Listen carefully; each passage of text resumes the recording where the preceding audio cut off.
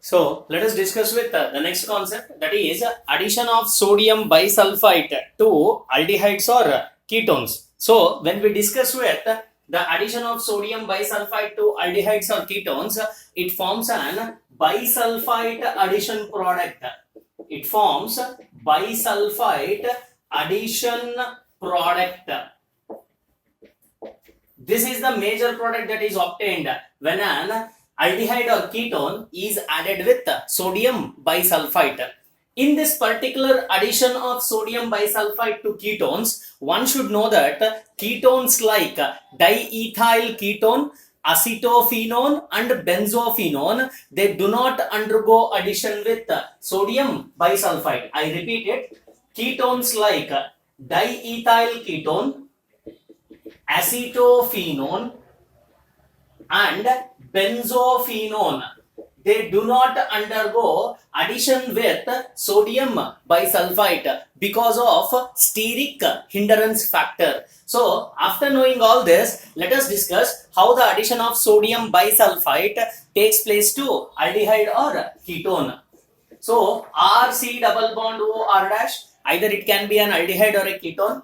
When it is added with sodium bisulfite, that is NaHSO3, here we get a product called as bisulfite addition product. In this sodium bisulfite, we know that it ionizes as Na plus and HSO3 minus, so that sodium bisulfite addition product can be written as SO3Na along with the formation of OH. This particular product is known as sodium bisulfite addition product. Now a question arises, since the nucleophile is HSO3 minus, how a sodium bisulfite addition product is obtained? So let us discuss this in the mechanism. So when we study with mechanism, we know that the mechanism takes place in two different steps, that is addition of an nucleophile to an aldehyde or ketone in a perpendicular direction, which is considered as step 1. So here NaHSO3, that is sodium bisulfite, ionizes as Na plus and HSO3 minus. So this particular HSO3 minus will attack to carbonyl carbon in a perpendicular direction. So this is a carbonyl carbon of an aldehyde or a ketone. This is HSO3 minus, which is the nucleophile. The nucleophile attacks the carbonyl carbon in a perpendicular direction. Migration of electron takes place on oxygen. Always this step is considered as a slow step, which is called as a rate determining step, such that I can rewrite this as R dash with SO3H single bond O minus. Here this single bond O minus which is obtained, so this particular product which is obtained in the first step, it undergoes a further rearrangement such that this O minus drags away the proton that has been attached with SO3, because here sulfur is binded with electronegative oxygen atom, due to which this O minus can abstract the hydrogen, such that this can be written as C with R dash with SO3 minus along with OH. So further, this is the product that is obtained due to the rearrangement of this. Here sulfate ion has carried a negative charge, and this particular step is called as proton transfer step. By this proton transfer, we have obtained again SO3 minus. In the next step, this respective intermediate which is obtained will be attacked with Na plus. So how to write that? Let us write it in next step. Now let us study with the second step, that is step 2.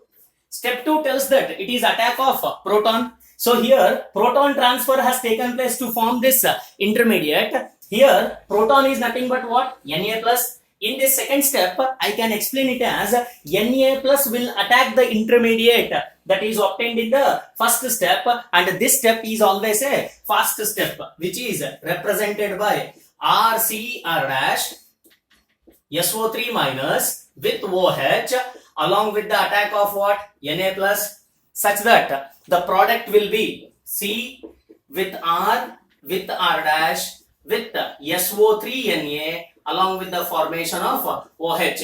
This is called as a bisulfite addition product, which is the major product that is obtained when sodium bisulfite is added to aldehyde or a ketone. So this is the mechanism by which NaHSO3 is added to aldehyde or a ketone.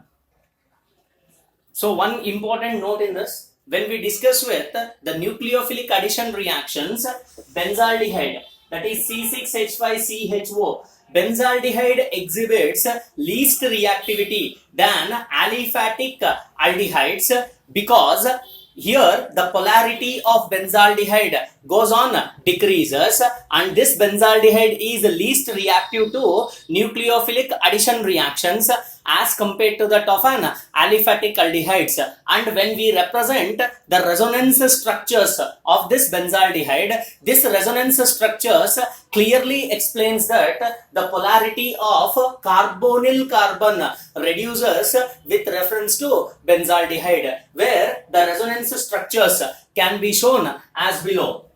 Here, when I consider benzaldehyde, that is C double bond O single bond H, here it shows a delocalization called as pi-pi delocalization. When this pi electron shifts here, this carbon becomes pentavalent in its nature. To satisfy its tetravalency, oxygen, so the extra electron density is transferred to oxygen such that it can be represented as, so a benzene ring again. Here double bond with carbon with single bond O minus with single bond H. Since this electron has been migrated here, this ortho site becomes electron deficient, that is with positive sign. To satisfy the tetravalency of this particular site, this electron will shift here such that I can write it as double bond with C, single bond O minus with H. So these are the electrons. Now this site will become deficient, which is represented by a positive sign. So to satisfy the valency of this particular carbon, these electrons will shift here such that I can write it as a benzene ring with double bond C with O minus along with H. So these are the electrons. Since these electrons have satisfied the valency of this carbon, this particular site has become deficient, which is represented by a positive sign. So further, to satisfy the valency of this carbon, this pi electrons will shift here. Again, these electrons will move inside the benzene ring such that I can write the structure as single bond C with a double bond O with single bond H.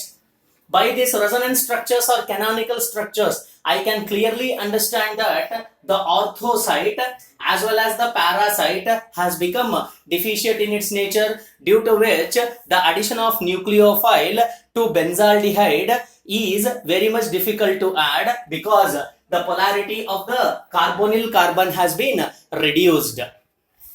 Thank you.